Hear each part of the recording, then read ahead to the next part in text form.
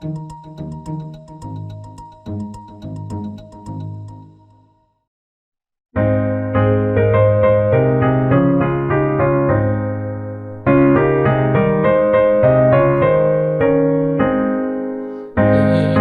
아무 증거 아니 배어도 믿음만을 가지고 선을 걸으며 이 귀에 아무 소리 아니 들려도 하나님의 약속에 서리라.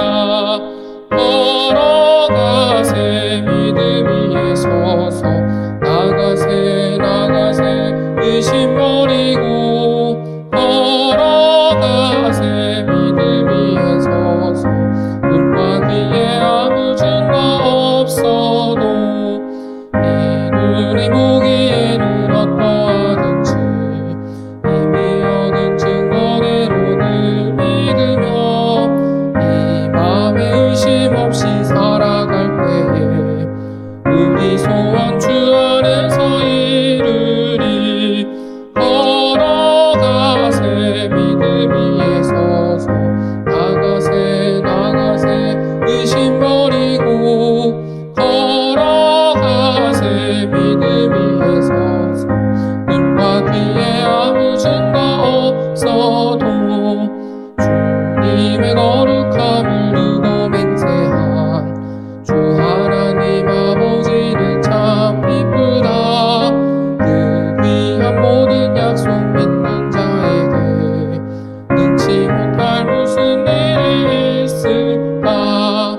걸어가세 믿음 위에 서서 나가세 의심 버리고 걸어가세 믿음 위에 서서 눈과 귀에 아무 증거 없어도.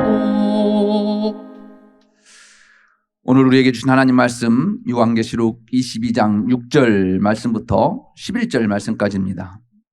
또 그가 내게 말하기를 이 말은 신실하고 참된지라 주 곧 선지자들의 영의 하나님이 그의 종들에게 반드시 속히 되어질 일을 보이시려고 그의 천사를 보내셨도다. 보라 내가 속히 오리니 이 두루마리의 예언의 말씀을 지키는 자는 복이 있으리라 하더라. 이것들을 보고 들은 자는 나 요한이니 내가 듣고 볼 때에 이 일을 내게 보이던 천사의 발 앞에 경배하려고 엎드렸더니 그가 내게 말하기를 나는 너와 내 형제 선지자들과 또 이 두루마리의 말을 지키는 자들과 함께 된 종이니 그리하지 말고 하나님께 경배하라 하더라. 또 내게 말하되 이 두루마리의 예언의 말씀을 임봉하지 말라. 때가 가까우니라. 불의를 행하는 자는 그대로 불의를 행하고 더러운 자는 그대로 더럽고 의로운 자는 그대로 의를 행하고 거룩한 자는 그대로 거룩하게 하라. 아멘. 이제 서서히 요한계시록을 마무리 짓는 내용들이지요. 지금까지 3대 7중 대환란에 대해서 이야기했고 앞으로 되어질 하나님의 심판에 대해서 이야기하고 예언의 말씀을 주셨던 그 주님께서 사도 요한에게 이제 마무리를 짓는 내용이 오늘 본문 말씀입니다. 6절과 8절 말씀은 예루살렘 성을 보여주던 천사가 요한에게 지금까지 예언들은 모두 진실되고 신실한 것이며 참될 것이며 선지자들로 예언하게 하셨던 바로 그 하나님께서 앞으로 속히 이루어질 일들에 대해서, 즉 앞으로 되어질 일들에 대해서 말씀하시고 또 이러한 일들을 보이기 위해서 자신을 보냈음을 강조하고 있는 내용이 6절 말씀입니다. 즉 지금까지 당신이 본 것은 거짓이 아니고 진실되다. 왜냐하면 이것은 하나님께서 직접 나에게 당신을 사도 요한 당신에게 이야기하고 보여주라고 말씀하셨기 때문이다 라는 거죠. 즉 하나님의 신실성에 대해서 이야기하고 있는 말씀이기도 합니다.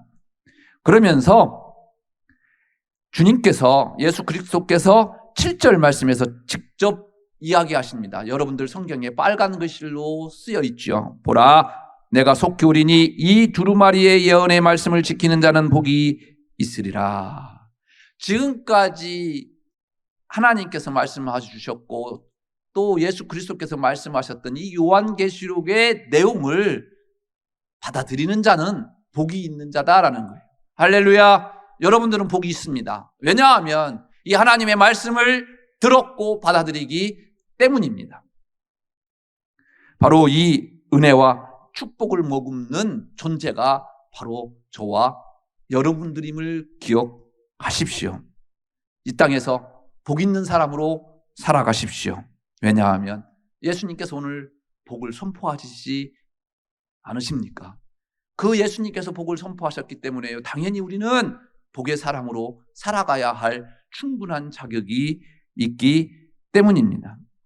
그러면서 이 예언의 말씀을 보고 들은 사람이 증인이 바로 나다라고 하면서 사도 요한은 자기의 이름을 8절에서 재언급하고 있습니다. 그리고 이러한 것들을 이야기해 준 천사에게 요한이 경배를 다시 하려고 하지요. 지난번에도 이러한 일이 있었는데 천사가 만류하듯이 오늘도 또 만류합니다. 천사가 자신은 요한이나 기타 여러 선지자들이나 이 책의 말을 지키는 자들처럼 하나님의 종일 뿐이다 라고 이야기하면서 오직 영광을 받으실 분은 하나님 한 분밖에 없다 라고 천사가 사도 요한에게 이야기합니다. 바로 9절 말씀입니다.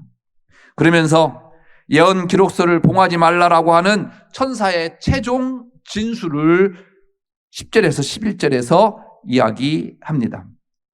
왜 지금까지 이야기했던 이 요한계시록의 책을 봉하지 말라고 했을까? 그만큼 때가 가깝다라는 거예요.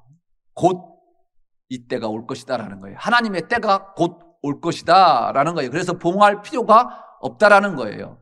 그리고 이 말은 무슨 말일까? 아직 그 하나님의 때가 가까이 왔지만 지금은 아니다라는 거죠. 그러니까 회개할 수 있는 기간을 하나님께서 우리에게 은혜로 주셨음을 상징하는 말씀이 또 이 말씀이기도 합니다. 불이나 흉악 속에서 행하는 자는 그대로 버려두고 또 의와 거룩한 가운데 행하는 자도 그대로 행하게 내버려 둬라 라고 이야기합니다.